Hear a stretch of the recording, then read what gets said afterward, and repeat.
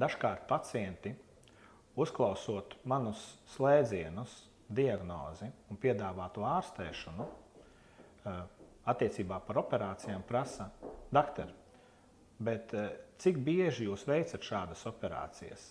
Cik sen jau jūs strādājat proktoloģijā un ārstējat proktoloģiskos slimniekus? Un patiesībā tas ir ļoti labs jautājums, jo ārstēšanas efektivitāti un pacientu drošību nosaka tas, cik ārsts ir pieredzējis konkrētajā jomā.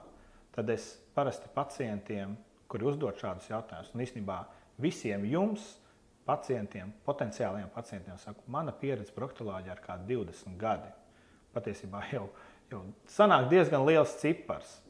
Un tas ir tas garants, kurš nodrošina pacientu drošību, to, ka es veiksmīgi pacientus spēšu vadīt pa šo sarežģīto ārstēšanas procesu, pa šo sarežģīto ārstēšanas ceļu līdz veselībai, līdz rezultātam, kādu vēlās gan pacients, gan es.